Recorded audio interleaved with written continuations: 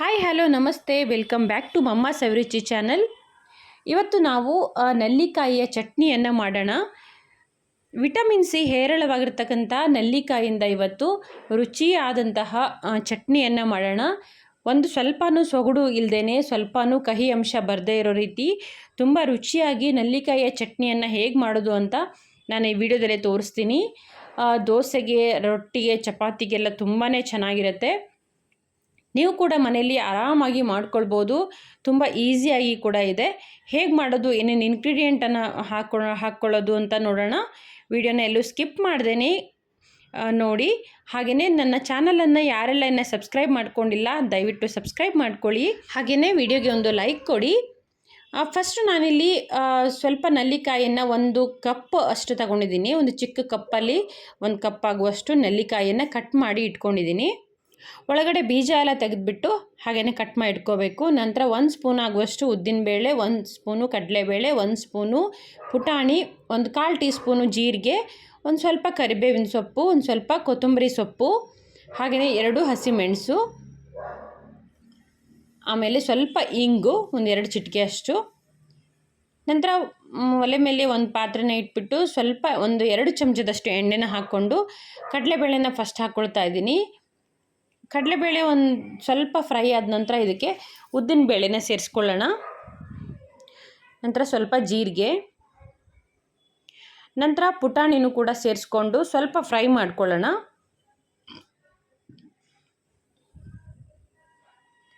ನೀವು ಪುಟಾಣಿ ಬೇಕಂದರೆ ಇನ್ನೊಂದು ಸ್ಪೂನಷ್ಟು ಜಾಸ್ತಿ ಕೂಡ ಸೇರಿಸ್ಕೊಳ್ಬೋದು. ಯಾಕಂದರೆ ನಾವು ಈ ಚಟ್ನಿಗೆ ತೆಂಗಿನಕಾಯಿನ ಸೇರಿಸ್ತಾ ಇಲ್ಲ.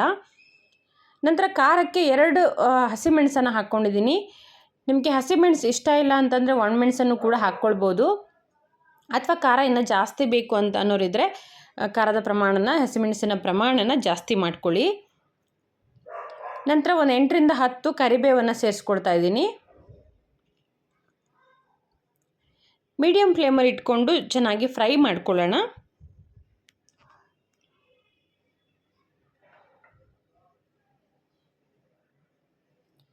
ಇವಾಗ ನಾವು ಕಟ್ ಮಾಡಿ ಇಟ್ಕೊಂಡಿದ್ವಲ್ಲ ನೆಲ್ಲಿಕಾಯಿನ ಸೇರಿಸ್ಕೊಂಡು 1/4 ಟೀ ಸ್ಪೂನಷ್ಟು ಅರಿಶಿನ ಪುಡಿನ ಸೇರಿಸ್ಕೊಂಡು ಫ್ರೈ ಮಾಡ್ಕೊಳ್ಳೋಣ. ಸಣ್ಣ ಮೀಡಿಯಮ್ ಫ್ಲೇಮಲ್ಲಿನೇ ಚೆನ್ನಾಗಿ ಆಯಿಲಲ್ಲಿ ಫ್ರೈ ಆಗಲಿ. ಆವಾಗ ನೆಲ್ಲಿಕಾಯಲ್ಲಿ ಒಂದು ರೀತಿ ಸೊಗಡು ಇರುತ್ತಲ್ವ, ಒಂದು ರೀತಿ ಕಹಿ ಅಂಶ ಇರುತ್ತಲ್ವ, ಅದೆಲ್ಲ ಹೋಗ್ಬಿಡುತ್ತೆ. ಹಾಗಾಗಿ ನೀಟಾಗಿ ಆಯಿಲಲ್ಲಿನೇ ಈ ಒಗ್ಗರಣೆಯಲ್ಲಿ ಏನಿದೆಯಲ್ಲ ಅದೇ ಆಯಿಲಲ್ಲಿ ಸಾಕಾಗುತ್ತೆ. ಚೆನ್ನಾಗಿ ಫ್ರೈ ಮಾಡ್ಕೋಬೇಕು. ಒಂದು ಸಣ್ಣ ಊರಿನಲ್ಲಿ ಒಂದು 3 ರಿಂದ 4 ನಿಮಿಷ ಫ್ರೈ ಆದರೆ ಸಾಕಾಗುತ್ತೆ, ಚೆನ್ನಾಗಿ ಬೆಂದಿರುತ್ತೆ. ನೆಲ್ಲಿಕಾಯಲ್ಲಿ ವಿಟಮಿನ್ ಸಿ ಹೇರಳವಾಗಿರೋದ್ರಿಂದ ನೆಲ್ಲಿಕಾಯಿ ಸೇವನೆ ತುಂಬ ಅಗತ್ಯ ಇರುತ್ತೆ. ಎಲ್ಲರೂ ಕೂಡ, ಮಕ್ಕಳು, ದೊಡ್ಡವರು ಎಲ್ಲರೂ ಕೂಡ ನೆಲ್ಲಿಕಾಯನ್ನು ತಿನ್ನಬೇಕು. ಆದರೆ ನಮಗೆ ಡೈರೆಕ್ಟಾಗಿ ತಿನ್ನೋಕ್ಕಾಗಲ್ಲ ಅಂತಿರೋರು ಈ ರೀತಿ ರೆಸಿಪಿಗಳನ್ನು ಮಾಡಿಕೊಂಡಾದರೂ ತಿನ್ನೋದು ತುಂಬಾ ಅಗತ್ಯ. ಇವಾಗ ಇದಕ್ಕೆ ಕೊತ್ತಂಬರಿ ಸೊಪ್ಪನ್ನು ಕಟ್ ಮಾಡಿ ಇಟ್ಕೊಂಡಿದ್ವಲ್ಲ ಅದನ್ನು ಸೇರಿಸ್ಕೊಂಡು ಹಾಗೆಯೇ ಫ್ರೈ ಮಾಡ್ಕೊಳ್ಳೋಣ. ಕೊತ್ತಂಬರಿ ಸೊಪ್ಪನ್ನು ಆದಷ್ಟು ಲಾಸ್ಟ್ಗೆ ಹಾಕ್ಕೊಳ್ಳಿ. ಅದು ತುಂಬ ಫ್ರೈ ಆಗಬೇಕು ಅನ್ನೋ ಅಗತ್ಯ ಇಲ್ಲ, ಒಂಚೂರು ಬಾಡಿದರೆ ಸಾಕಾಗುತ್ತೆ.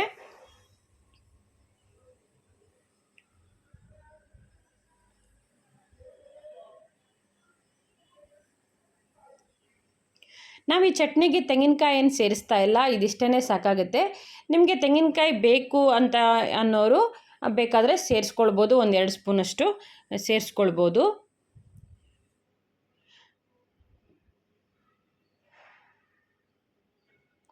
ಇವಾಗ ಚೆನ್ನಾಗಿ ಬೆಂದಿದೆ, ನೆಲ್ಲಿಕಾಯಿ ಕೂಡ ಬೆಂದಿದೆ, ಬೇರೆ ಕಡಲೆ ಎಲ್ಲನೂ ಕೂಡ ನೀಟಾಗಿ ಫ್ರೈ ಆಗಿರೋದ್ರಿಂದ ಗ್ಯಾಸ್ನ ಆಫ್ ಮಾಡಿ ಸ್ವಲ್ಪ ತಣ್ಣಗಾಗೋದಕ್ಕೆ ಬಿಡೋಣ. ಕಂಪ್ಲೀಟಾಗಿ ತಣ್ಣಗಾದಮೇಲೆ ಒಂದು ಸ್ವಲ್ಪನೇ ನೀರು ಸೇರಿಸ್ಕೊಂಡು ರುಬ್ಕೊಂಬಿಡಬೇಕು ಅಷ್ಟೇ. ಇವಾಗ ತಣ್ಣಗಾಗಿದೆ. ಈಗ ಇದನ್ನು ಮಿಕ್ಸಿ ಜಾರ್ಗೆ ಹಾಕ್ಕೊಳ್ಳೋಣ. ನಿಮಗೆ ನೈಸಾಗಿ ಬೇಕು ಅಂದರೆ ನೈಸಾಗಿ ರುಬ್ಕೊಳ್ಬೋದು. ತರಿ ಇದ್ದರೂ ಕೂಡ ಚೆನ್ನಾಗಿರುತ್ತೆ. ನಿಮಗೆ ಯಾವ ರೀತಿ ಬೇಕು ಆ ರೀತಿಯಾಗಿ ರುಬ್ಕೊಳ್ಬೋದು.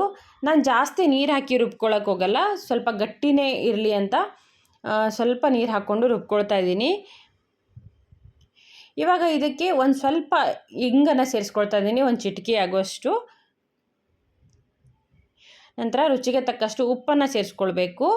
ಆಮೇಲೆ ಒಂದು ಸ್ವಲ್ಪನೇ ನೀರನ್ನು ಸೇರಿಸ್ಕೊಳ್ತಾ ಇದ್ದೀನಿ. ಇಷ್ಟನ್ನು ಹಾಕ್ಕೊಂಡು ರುಬ್ಕೊಂಡು ತರೋಣ.